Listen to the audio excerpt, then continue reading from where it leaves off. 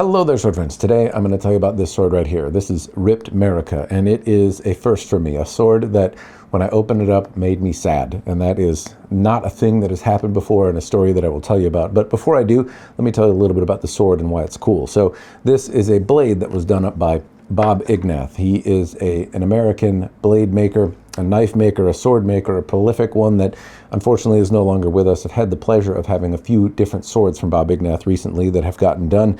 And this is like a Nagamaki Naoshi style blade. It's got a big okisaki. It's got a wide belly on it. It has a tapered spine. It's very, very cool and interesting looking. It also was done up with almost like what was going to look like a knife hilt. And so I wasn't sure how to go with the hilt, but ended up doing just a kind of Japanese theme anyway.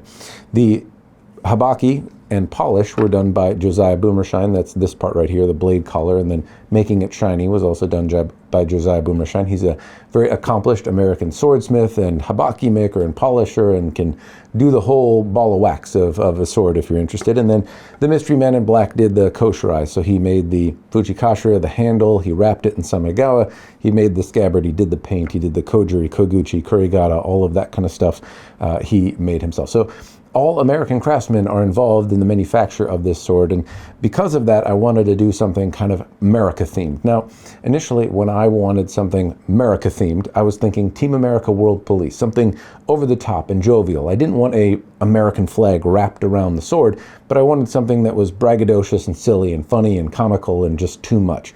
And what I got was something when I opened it that just reminded me that things seem to be falling apart right now. What I saw was, I don't know, an America in flames or America torn apart or something. And it reminded me of what's been going on in the news. Now, people don't tune into this channel to hear politics, and I don't intend on getting into them. But what I can say, and I don't think will be a surprise to anyone watching this in the US, is that it feels like things are not going particularly well at the moment. It feels like things are tense anyway. Maybe things are going well in your mind, but it does feel like there's a fair bit of tension, and that is what I immediately saw when I looked at this sword. Is I saw what feels like my country falling apart, and that made me sad.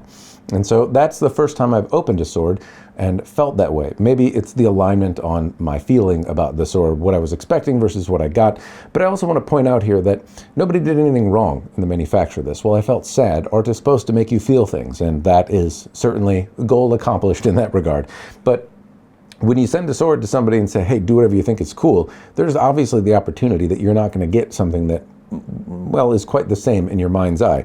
I don't think this is a bad thing at all, and I don't know that I would choose anything different. It just it kicked me in the feels a little bit in a way that I wasn't expecting. It doesn't necessarily seem over the top Merica, but it does say something to me, and it's not a pleasant conversation. Not one anywhere that is meant for this channel. It's not that I don't have opinions on politics, but I'm not really prepared to cover the conversation on a channel that's related to swords, and it's not my bag of tricks. I can just say that this one made me feel sad. Not because it's a bad sword, it's incredibly well made, in fact, but it reminded me of that. It reminded me that things don't seem to be going particularly well at the moment, and that's why it kicked me in the feels. But I will go over some bits and bobs and fits and features here and talk to you about what I see. It is an incredibly well-made sword. I'm interested in what you think about it.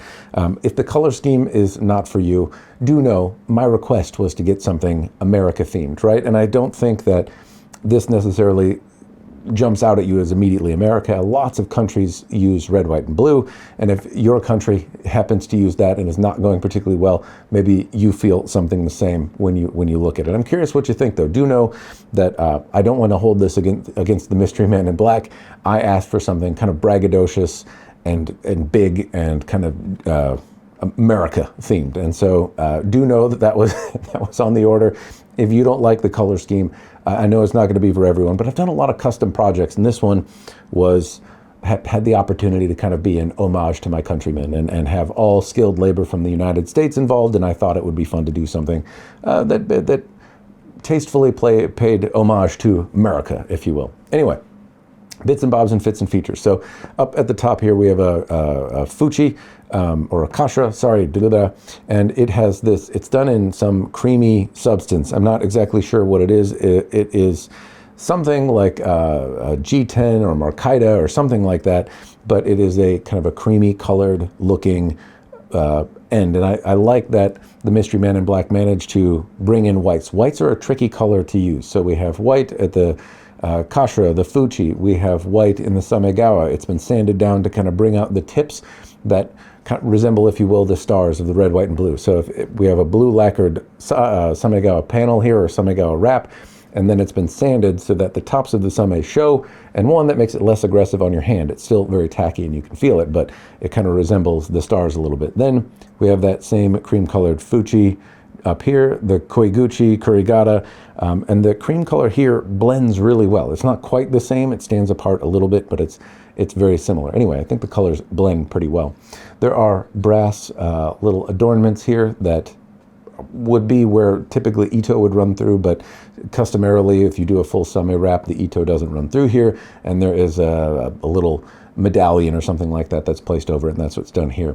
They have a kind of sanded pattern to them that I think is rather charming, and also some coloration. It's a little different. There's some copper that's been used here and then torched in a way that brings out some colors in it, which I'll talk about in a moment. So then we have the samegawa. We have an emperor note here. It's been sanded down, but the samegawa is lacquered in blue. There's some pearl there, which comes out in the right light, but it has to be pretty bright to see it sparkle. It's been sanded down, as I've mentioned, which symbolizes a little bit of the stars, if you will, over the blue background. They stand out just a little bit with the natural color of the samegawa on this kind of blue lacquer here. There's a single pin with a brass or a copper rod or a copper makugi that runs through it. The Nakago actually has 3 different makugian, or holes drilled in it, like it was shaped like a Japanese blade, but has holes drilled in it like it was to be mounted like on an American knife handle or something like that. Anyway, works perfectly fine this way. The Fuchi, very similar to the kashira down here, is made in this kind of creamy, I don't know what substance it is anyway, but something that's suitable for knife making. The habaki, the tsuba and the seppa are done in copper, and the Mystery Man in Black took a torch to them and did some kind of heat patina-ing. So it almost looks like brass around the rim. It has a shiny kind of gold, but it's all a copper plate, and then there's some purple hues and stuff like that show up in here as well. It's got blues and reds and stuff like that from the heating process, but also some gold.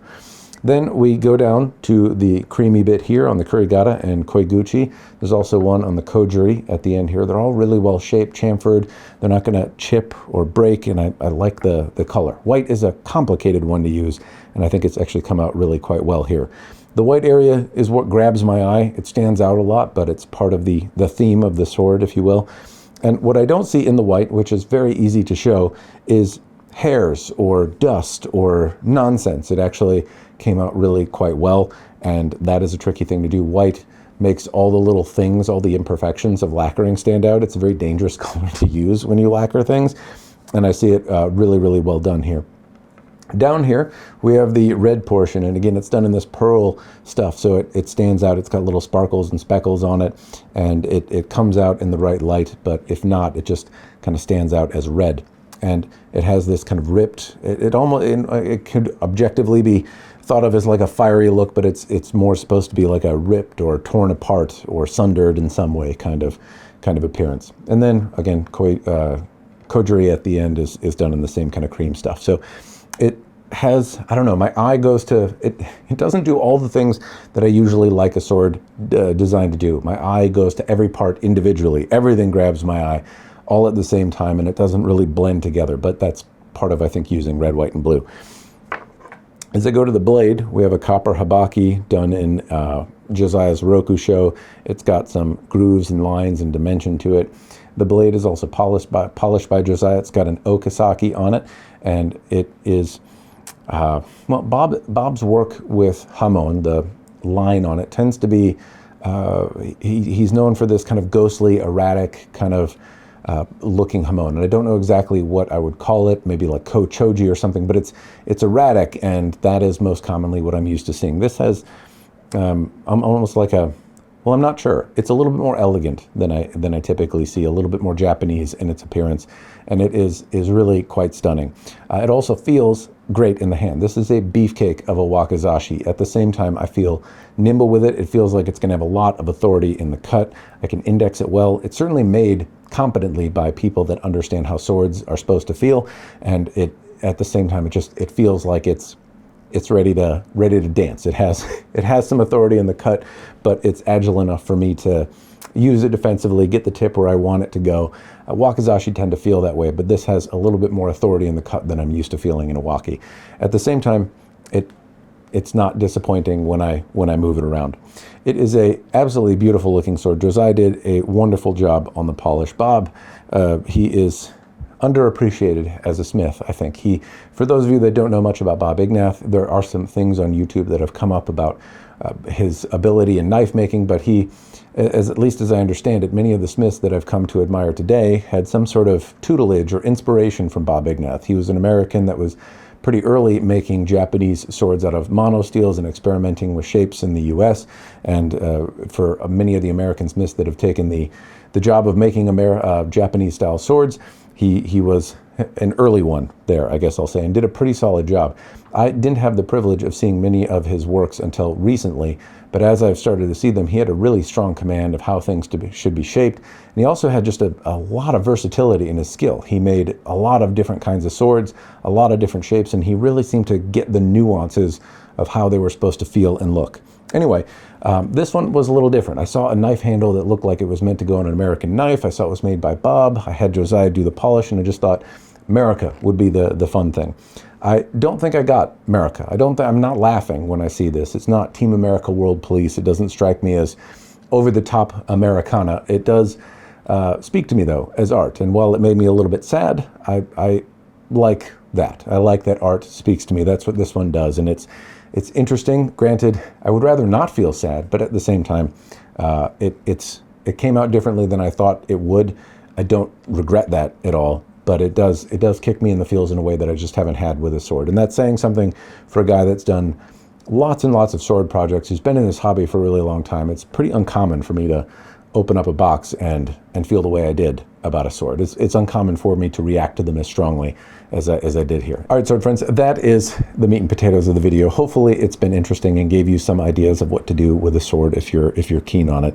There are a couple questions that I'd have for you, though. One, when you look at this, if you're from the US, do you have similar reactions as me? Does it make you feel like, so things are falling apart? Does it give you kind of negative vibes, or do you see something different? If you're not from the US but have a red, white, and blue flag, does it make you feel the same thing about your country, or does it give you a similar reaction, or do you feel differently? Also, if you were to do a Team America World Police Japanese themed katana, just America over the top kind of silliness, what would you do to bring that idea to life? Because I don't know that I'm quite ready to let go of the idea yet.